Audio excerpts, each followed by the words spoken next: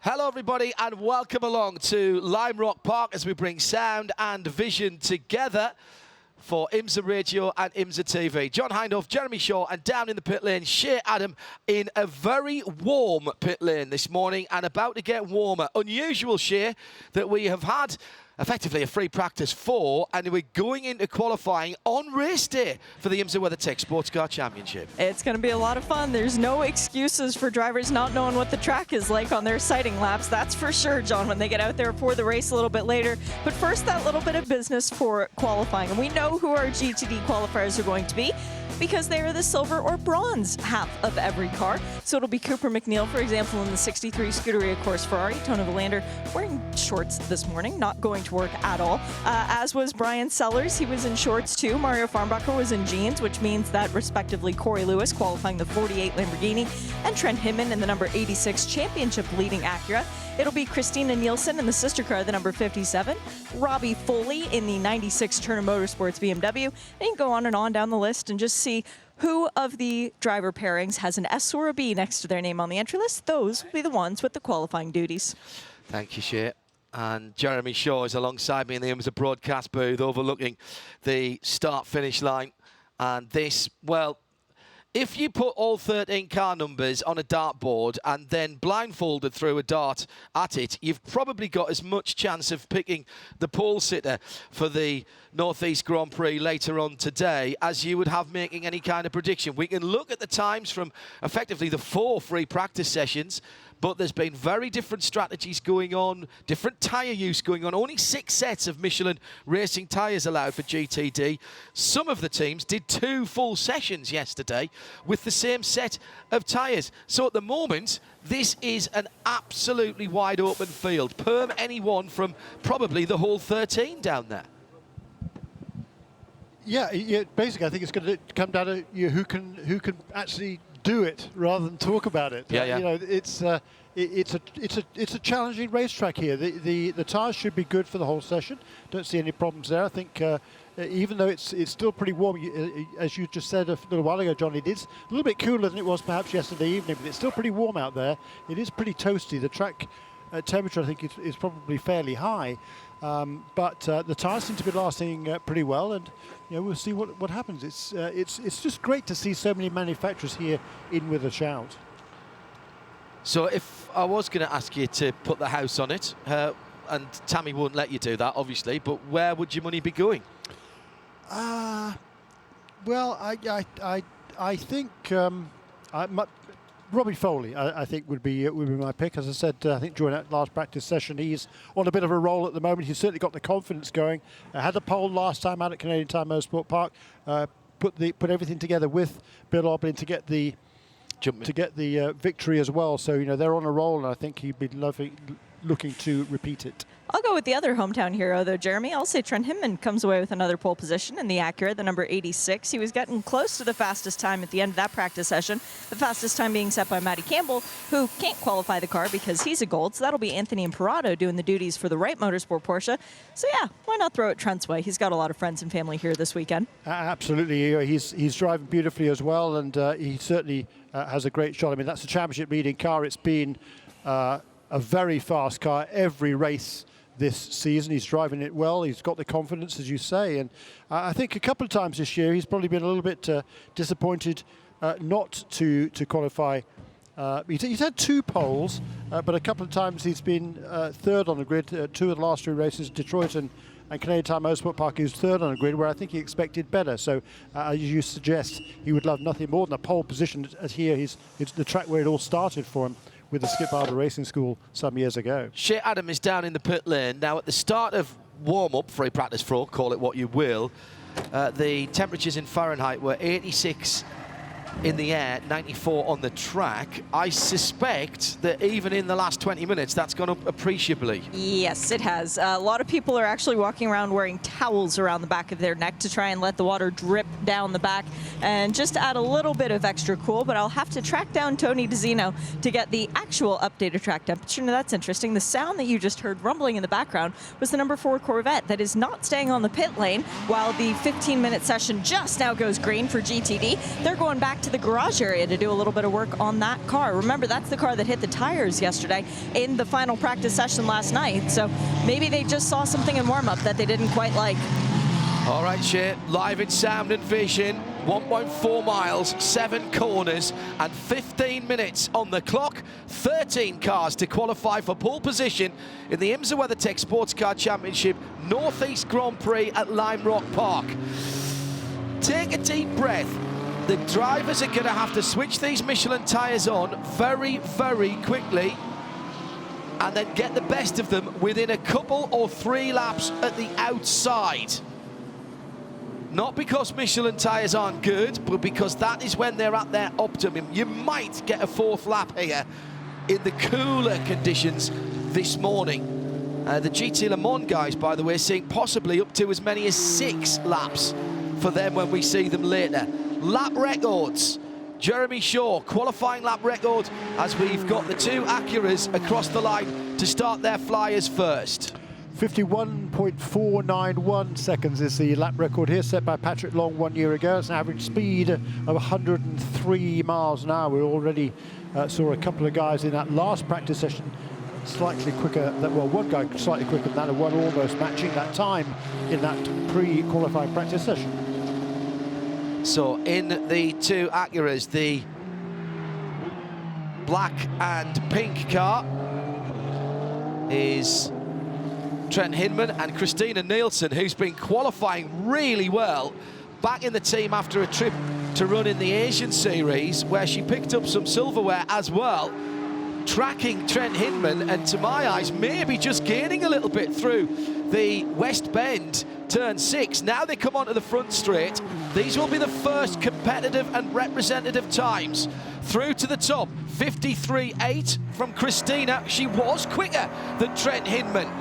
The hind-off eyes still giving me the right information.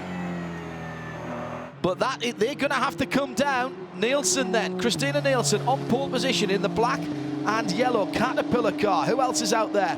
John Potter for the Apollo 11 liveried, normally number 44, but it's the 11 this weekend. Happy moon landing day, everybody. Then Marco Seefried, then Cooper McNeil, who had a good warm-up session just a few moments ago. Zachary Robichon, the Pfaff Porsche, miles off the pace in that early session, but straight on it here. And we're still, not everybody has gone out of the pit lane now. Everyone out the pit lane. Here comes the 73 to cross the line. And that is Marco Seefried, who goes to the top, 51.9. This is more like it, Jeremy. It is, yeah. He's now down within a half a second. That's a good lap by Marco. He has been here before, I think, but not for quite a while. We should remember that qualifying lap time was set by pro drivers a year ago, Pat Long, and now the rules have changed in this championship. Now the WeatherTech SportsCar Championship mandates that a silver or bronze driver has to do the qualifying for the GT Daytona, a Pro-Am class. Marco Seefried has never raced here, has been here before, but has never raced here. Told us that yesterday. The Apollo 11 car coming through to drop down the hill. Magnus Racing looking absolutely brilliant in the morning sunshine. 11 minutes to go. Acura back to the top with Hindman. 51.6. 51.6, but only one faster sector. Robbie Foley picking up the pace. Seefried to second. Cooper McNeil to third. Acura, Porsche, Ferrari, 86, 73 and 63. But it's changing all the time. Ben Keating had a good warm-up and he's having a better qualifying. Just 2/10 away in second position, the 33 wins car. Then it's Richard Highstand for the Lexus, but even as I say that, Trent Hindman goes within 0.073 of a second of pole, provisional pole, which stands to the 86 BMW. It did. It's now Robbie Foley who's gone to the top with the Turner Motorsport BMW, a 51.494. That's 3 thousandths outside Patrick Long's lap record from 1 year ago. We've got some more good times coming in. Corey Lewis up to third place in number 48 Lamborghini. That's a great run by Corey Lewis. Drafted into the team at relatively short notice. this weekend, although has driven with them in the longer races. And all of a sudden, Marco Seifert finds himself 6th. New qualifying lap record for Ben Keating, 51.482, just a new qualifying record, but he's beaten Pat Long's time. What a feather in the cap of the man from Texas. 51.482, the 33 goes to the point. And Robbie Foley, he missed his opportunity there perhaps. He was quicker in the first and second sectors. He went purple in sector 2, but he lost a little bit of time in the final sector. And by .054, Robbie Foley is not on the pole. He's not even second. He's third at the moment. Ben Keating, Trent Hindman and Robbie Foley and Corey Lewis all covered by less than 1/10 of a second with still 9 minutes remaining. Well, Robbie Foley's on a better lap now. He's just gone a personal best in the first sector. Kudos to Michelin. Difficult conditions, a tough circuit, really putting the pressure on the left rear of these cars, and it's still Ben Keating from Trent Hindman now in second. 0.012 of a second. We've got, wait for this, we've got 5 cars within 1/10 of the pole position. 5 cars, 5 manufacturers, 5 drivers squeezed into 0.097 of a second. This is IMSA WeatherTech SportsCar Championship qualifying for GTD exactly as we want to see it. That is fun. That is seriously good fun. Remember, Zachary Robichaud is jumping up in there, isn't he, in the 4th position in the Porsche car number 9 for FAF Motorsport. So we've now got 5 cars within 1/10 of a second. Marco Seifert's less than 1/10 behind them as well. Anthony Imperato just goes purple in the first sector in car number 91. He's currently in the 9th position. Zachary Robichaud goes across the line again. Does he improve this time? No, he does not. A full second slower on that lap around. And Robbie Foley, he's kind of lifted off here. I think he might, has he missed his opportunity? Or is he I think he might have, Jeremy, whether he hit traffic or he made a mistake in that 3rd sector a moment ago. Corey Lewis has just gone ahead of him now. And we've now we have got still got those 5 cars within, but now within 0.093 of a second. And there's a new name at the top of the standings. It's Acura, it's the number 86, and it's local lad Trent Hindman by 0.026 of a second. So now 4 cars within 0.080 of a second.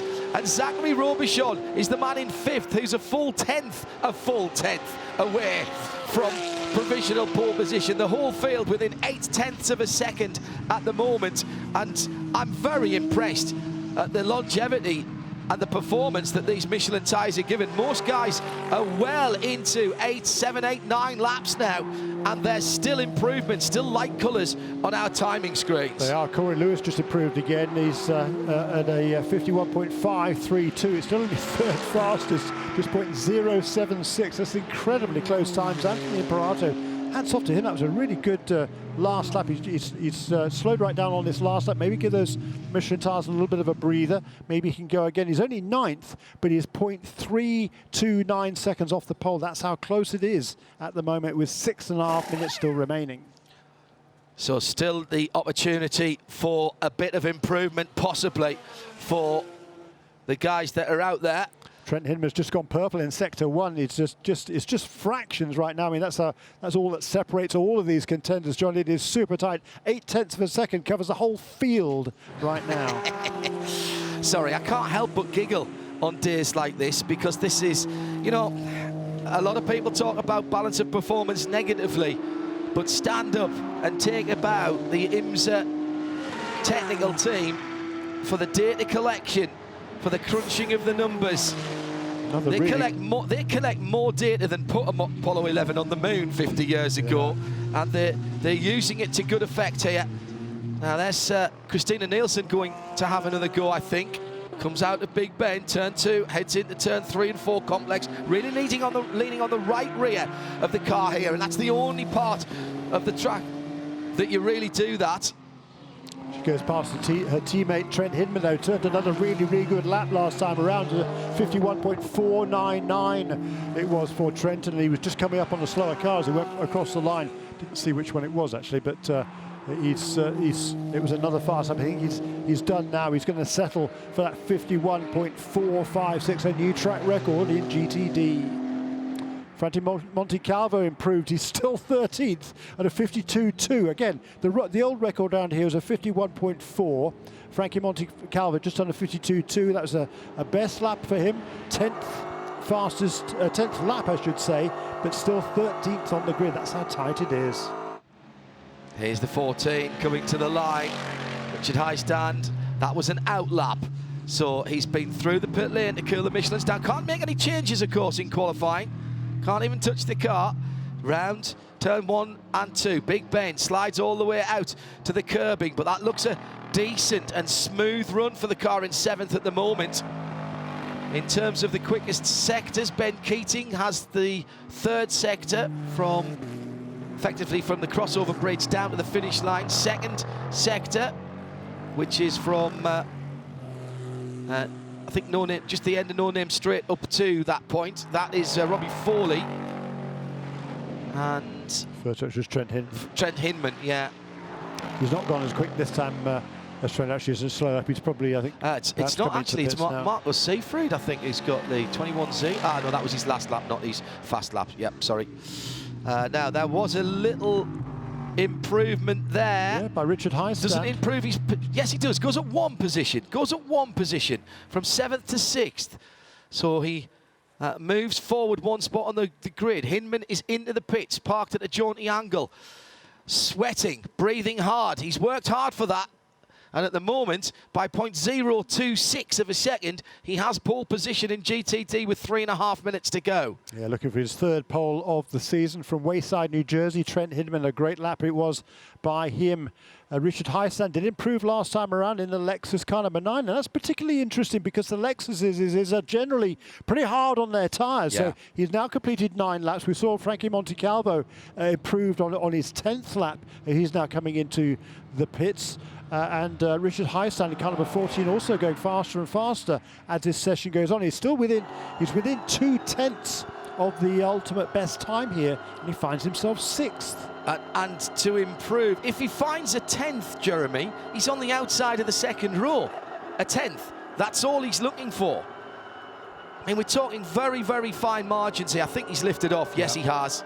Yeah, and he's the last car out on track, so that's going to be it for this qualifying session. But once again, Brent Keating is going to find himself 2nd on the grid. On the front row. Good stuff from Ben. That's I think the 4th time this season he's been on the front row of the grid. In that number 33 car was on the front row at Daytona, at Mid-Ohio, and last time out at Canadian Tire Motorsport Park as well. Loving it. Absolutely love it for Ben. Deserves all the success that he gets. Works hard at business. Family owns...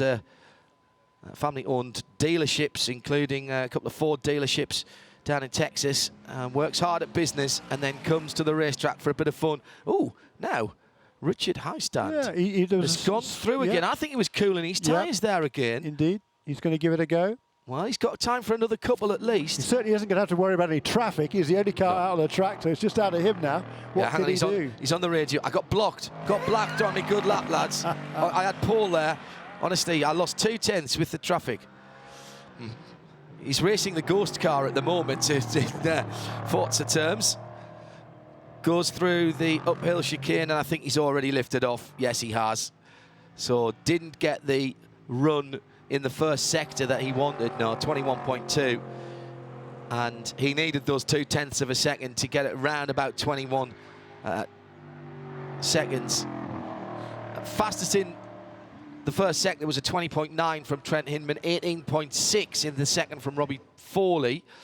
So that is 29.7, 39.7, 40.7, 50.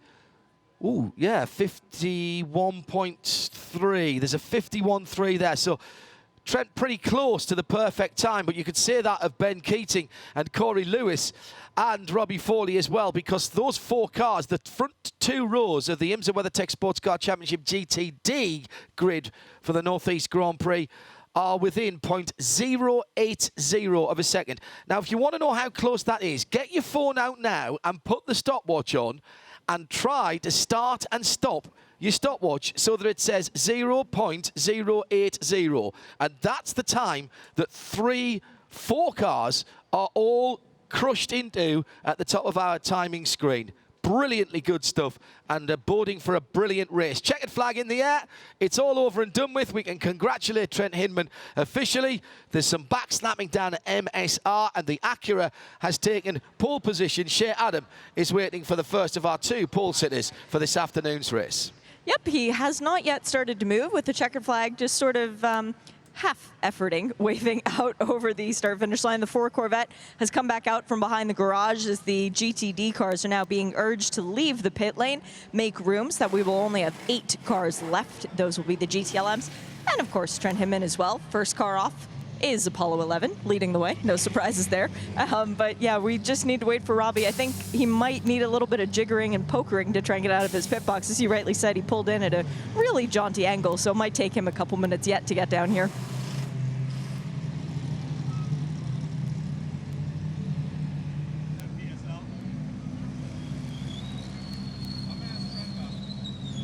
Should I walk down to him, John?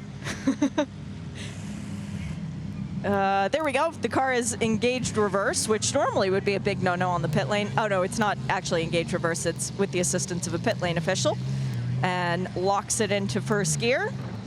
Richard, standing at the end of the pit lane, points towards him to direct our pole sitter, but he should know what to do. This is his 3rd pole position of the year. The first one came at Sebring. The second one came at Watkins Glen, which they later went on to win that race. Trent finally makes it down. I can't imagine how hot it must be sitting inside that Acura, waiting to be told you can get out.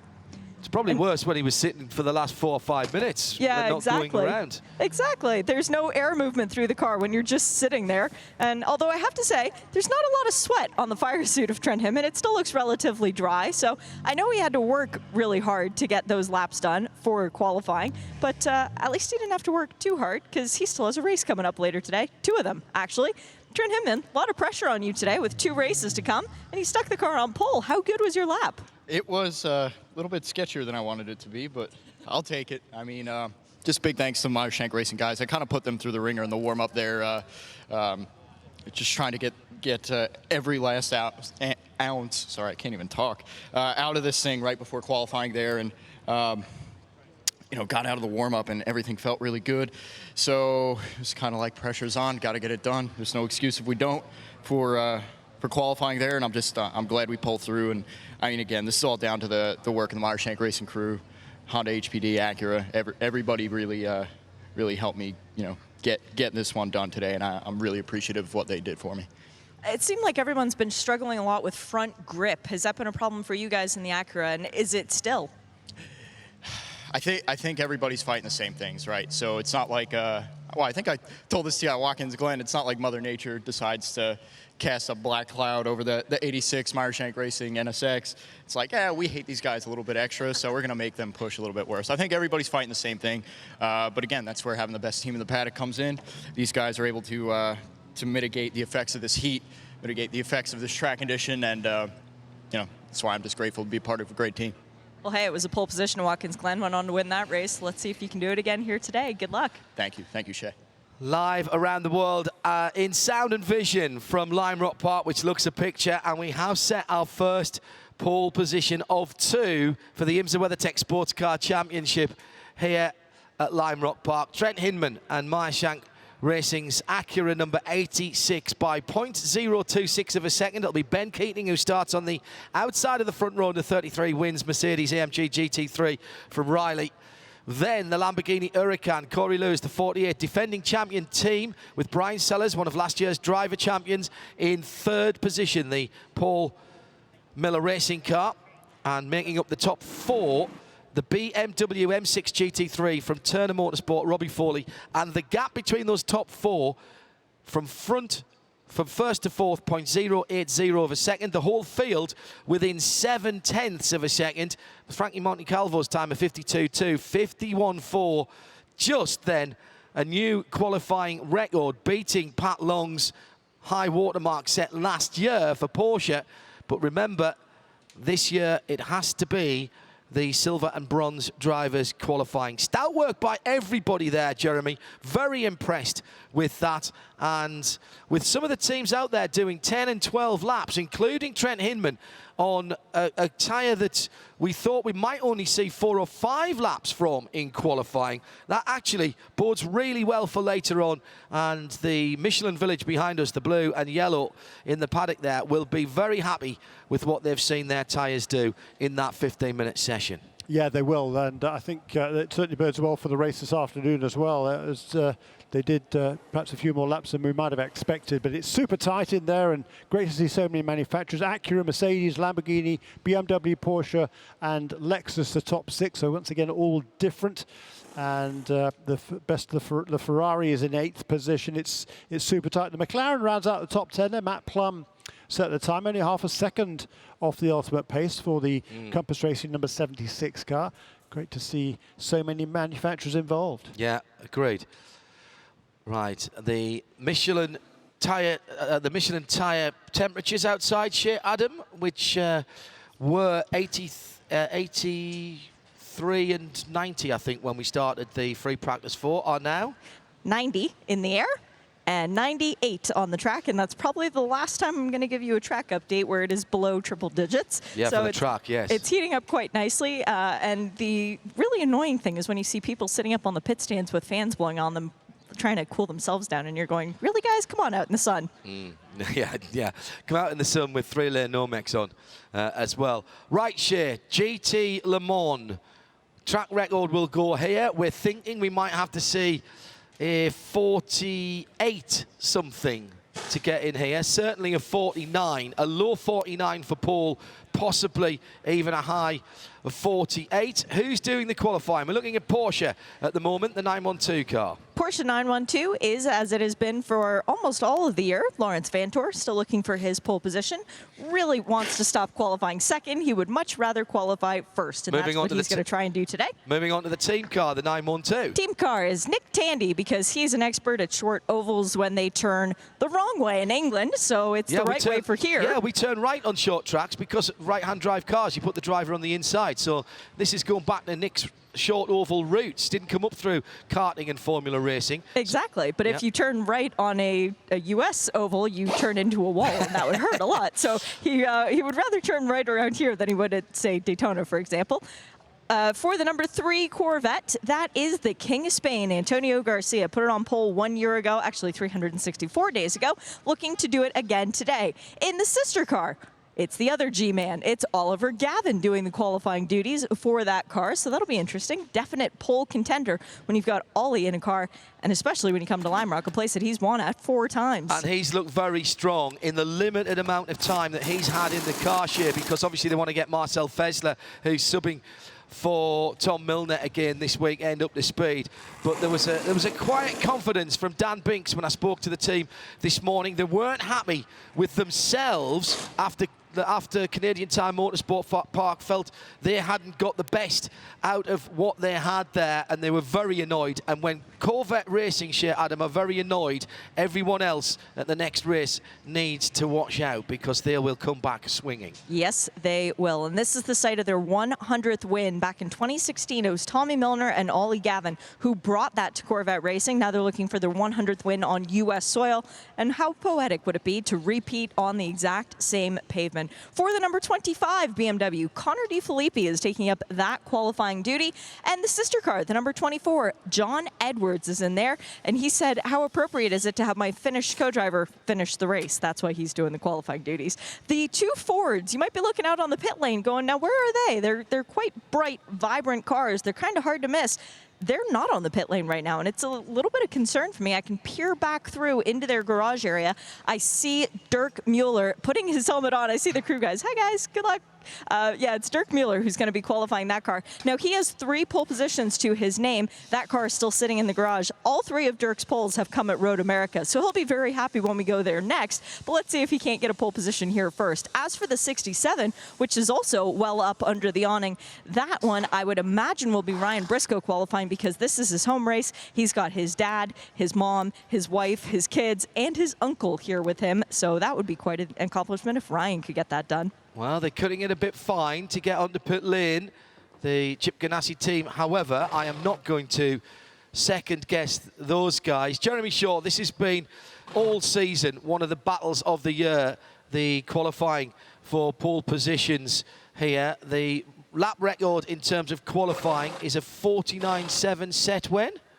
Last year by Antonio Garcia in the Corvette, and this is going to be a lot of fun because we've seen already this morning, we saw the 2 Porsches dip below the track record. Those were the only 2 cars underneath as the green flag comes out on this 15-minute session. No takers yet, I don't think. No. Yeah, it's going to be fun. We always see the Corvettes find a little bit more speed, or sometimes a lot more speed in qualifying than they do in practice. But the previous practice session, just a few minutes ago, effectively, only, 25 minutes ago or so. I don't get this, that somebody doesn't want to go out. There's 8 of them. If they all wait till the last 6 minutes, then they're going to be tripping over each other out on the 1.4-mile 7-corner circuit here at Lime Rock Park. Somebody needs to go out and rip off 5 or 6 laps, because I'll tell you what, as soon as one person goes, they'll all go. They'll all lose it. And to be honest, being a driver sitting there doing nothing in the heat is worse than being out there. It's been a great run for Porsche with 5 victories this year. Not always have they been able to put the fastest times in, although this weekend, at times, they've looked strong. One or both of the cars. We had them bookending one of the sessions with the 912 car a little bit off the pace. Green flag is now in the air. Again. Just to remind everybody, I think, in case they didn't see it. And this is really unusual, isn't it? Generally speaking, in GTLM qualifying, they're ready to go, and off they do. The only ones who normally wait are the BMW teams. But now, when they're all following the BMW lead, and this is going to be a fairly fraught final few minutes, I think. I hear engines firing. Shea Adam, who's going to be the first to jump? Well, that's the 67 Ford coming out from the garage area. But now the question is he going to stop in his pit box and wait for everybody else? No, he doesn't have to. He can go straight out onto the track. Really? Yeah, the green flag is out, so you don't actually have to come to your box. But the crew guys are up on the wall, so he might just be doing that. He's heading down the return road behind the pits, down towards the B paddock, which is where the Michelin Pilot Challenge cars are. Lined up already. Yeah, already lined up for their race in the dummy grid area. Oh, Corvette. 120-minute race will be live in sound and vision. It's Oliver Gavin. Oliver Gavin is going to be the first brave man to walk out on an unknown surface. That is Lime Rock Park, and there he goes. Well, they say mad dogs and Englishmen go out in the midday, so not quite noon yet. But Ollie Gavin, the man from Yardley Hastings in Northamptonshire, right in the middle of England, also having a heat wave at the moment. He's the first man to light up the Michelins as he comes off the pit lane speed limiter, heads into Big Bend, and the bright velocity yellow Corvette number 4 is out on the circuit. 99 wins for Corvette Racing on North American soil. Does have a pole here to his name in 2008, Oliver Gavin, so he knows how to get the job done at this racetrack. Yeah, 11.5 minutes remaining, so how's the matter? 3.5 minutes it was. The flag has been, the track has been green, and finally the first taker. Shea Adam, second Corvette fires up. A few times it tried to fire up, tried to engage in gear, and then stopped altogether. Now Antonio's got it rumbling. He's going to let it go on idle for a couple of seconds before he engages in gear. Well, he doesn't want to go out right now because his teammate's just crossing the line. There he goes. Now, and down into the first corner. Now, there will be enough of a gap between the two of them. The Porsche's doors are still open on both the 911 and the 912. It's both doors on the 911 and only the passenger door on the 912. We have both doors open on both of the BMWs still, and the 67 Ford is just sitting in its pit box. We still have not had the rumble of the 66 Ford back out from the garage yet either, so everybody's being a little too casual in this heat. Oh, we have a Porsche firing. Which one is that? That's Larry. Larry is going out in 912. Lawrence Van Toor. Did we find out what the problem was with number 67 car? Why they went behind the wall after that practice session? Both of the Fords went behind the wall, I think. They both did, correct. Yeah. Did we find out why? I will go do that now. Very good. Okay. They both went back to their awnings. I saw an onboard picture from... It's pretty close. It's right behind the paddock, but curious. It's pretty brave as well to do it, to be honest. Now, typically, we've seen a couple or 3 laps on longer tracks from the Michelin Shod GT Le Mans runners. It might be a few more than that, maybe up to 6 laps. I was talking to some of the teams today, to get the warm-up done correctly. Very likely, nobody wanted to tell me the details of this, but very likely there will be 3 different compounds of Michelin tyres on all of these cars. The left rear is the one that takes the hammer, so you'll put the hardest compound there, and then the medium and the softer tyres spread between the other 3 corners of the car, and that will depend on how they feel. Live in sound and vision.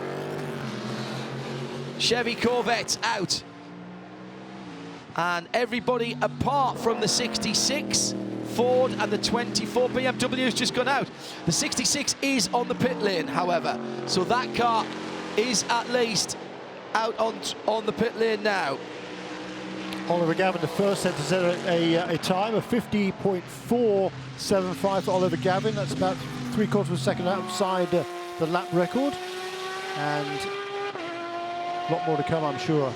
Heat affecting everyone, and Ford deciding that rather than spend that 15 minutes in the sun doing the work on the car, they just took it back to the shade and cooled things off a little bit quicker. That was the reason for both cars going back to the garage. Okay, well, seems sensible. I said I wasn't going to second guess Chip Ganassi. Yeah. 50.4 then. Yeah. I think they're going to have to be a second quicker than that, Jeremy. I really do. Well, that's already that's within a tenth of a second, the best time that car did. 50.1 now for Ollie. 50.1 now.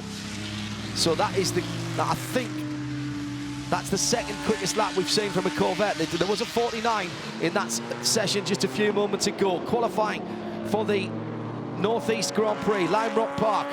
2 Chevy Corvettes now, but separated by a second and a half. Man, they're being really careful about how they're bringing these Michelins in.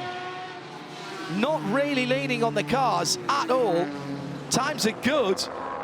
Ford number 66, that's the red, white and blue car in the 2016 Le Mans winning colours, is out of the pit lane as John Edwards in the uphill chicane is finding a bit of space on the circuit and virtually comes to a halt down there. Connor De Filippi with the fastest 3rd sector is winding up to a quick one now in the first part of this 1.4 mile circuit. Porsche 912 goes through to start a quick lap. Now it's starting to get interesting. Halfway through the session, 7.5 to go. Corvettes 1 and 2 for the 4 and 3 car. There goes Garcia through. Does he improve? Yes, he does, but not enough to challenge his teammate. No. 49, no, that was Ollie going through. 49.9. That's the first sub 50-second lap in the qualifying session, but that's not going to be enough. Not nearly enough. It's going to be a low 49, I reckon. 49.8 now for Tandy, trimming 1.2 tenths off Ollie Gavin's time. Now is throwing overhand Jeremy Shaw. De Filippi comes through, 50.1. Yeah, it's certainly interesting to see them taking 2 or 3 laps to build these tyres up to where they need to be to get the ultimate potential out of them for this qualifying run. 49.8 for Nick Tandy, 49.9 for Oliver Gavin, who also is on the good lap. John Edwards in his first flying lap is going to come across the line in 3rd place at 49.995. Garcia to 3rd now. And he's a 49.954. Wait, this is going to be fractions of a tenth here, Jeremy. No. And it's going to be who's managed the tyres in this opening phase of bringing the tyres in. This is extraordinary to me. It is interesting, isn't it? Nick Tandy there does improve, 49.777, despite the fact he lost 0.3 of a second in the middle sector. Connor De Filippi, here we go now, 49.322. That's more like it. BMW car number 25. That's more like it. Rehal Latterman Latigan have pulled the pin, and now we see some performance from the big M8 GTE. Great looking and sounding car. They've got an extra couple of chassis that have come across from Europe from the now wound up M-Tech WEC team. And they're going to be able to use them as spares. 49.5 for Lawrence Vantor in the Porsche car number 912. Garcia 3rd place, 49.6. Make that 4th place because Nick Tandy up to 2nd now, 49.476. But he's a tenth and a half away. Yeah. A tenth and a half away. This is not going to plan for Porsche at the moment. They weren't expecting to have to battle with the BMWs. I think they were looking to Corvette. And the Ford still bringing their Michelins. They were out late. Still bringing their Michelins up. Here's the 67. Ryan Briscoe across the line now. And we wait for the time to update. And a 49.8. 8.8 for his teammate. And where did Briscoe go? Lawrence Vantour to the top. 49.133. That's what we're talking about. That's the fastest lap of the week so far. Connie Di Filippi's previous lap was the best at a 49.322, and now it's Vantour in number 9.12. If you have friends who are into motor racing, give them a call now and tell them to get tuned in to IMSA.tv, because we've got 5 minutes left of this, and this is qualifying at its very best. You don't need an hour-long session to work out who's going to be quickest round a 1.5 mile circuit. This is get out there and get the fast draw open and lay the contents on the circuit.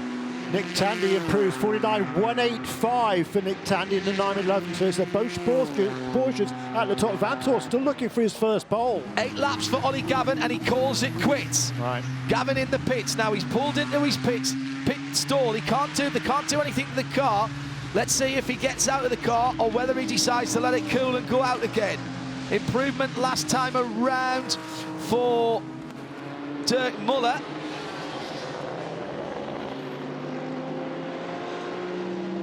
Yeah, and a better lap this time as well for Muller in car number 66, 5th fastest at the moment. Now, a full 6/10 away from the best of the the two Porsches. They're separated by 0.052, the two number 912 from the 911. John Edwards again, slow through the uphill, trying to find a bit of a gap, backing himself up towards the 912 of Lawrence Vantour, who's also on a slow lap. Tell you who's not on a slow lap, that's Dirk Muller, who's just jumped up to 4th. And now we've got 4 cars within 0.3 of a second. Top 3 only within 0.2 though. And between the top 2, 0.052, half a tenth of a second. Those Porsches sound incredible across the line. No improvement there for Vantour. There's Garcia going across the line on his 9th lap. That was a slow lap for Vantour, just to breathe a little more life perhaps into these Michelins. He's going to go for one more now. See what he could do. It was an improvement for Dirk Muller last time around. 49.458, 4th fastest for Ford number 66. Well, nobody will be able to accuse Lawrence Vantour of not trying here. He's almost sideways through the middle of the uphill chicane. He has reflexes, cat-like reflexes, as he caught the slide in the middle there, took too much curb in the middle of the uphill and just pitched the car sideways. I think he might dive into the pits here, yeah. Well, it wasn't quick, but it was entertaining. Thanks, Larry. Yeah, that was fun, wasn't it? Look, in this field, there's only 3 drivers who don't have a pole to their name. Marcel Fassler, he's not going to have an opportunity because it's Oliver Gavin with car number 4.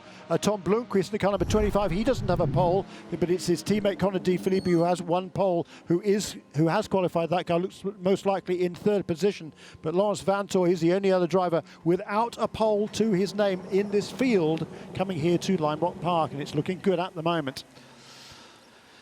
Unless Nick Tandy's still out there, isn't he, somewhere? Where is he? He's just done a He's at turn 3 lap. and going very slowly. Is he? Okay, fine. In fact, he's just going through turn 4 now and down the no-name straight, so through the right-hander. Oh, now.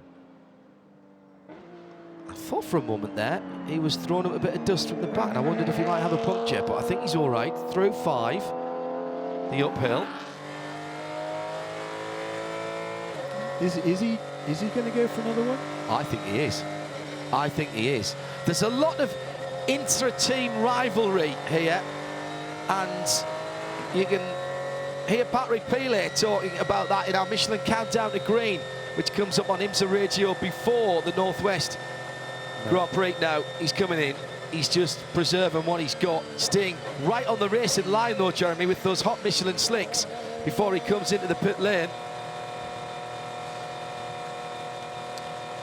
So, I think it's pole for the 912. Yes, it is, because everyone's in the pit lane.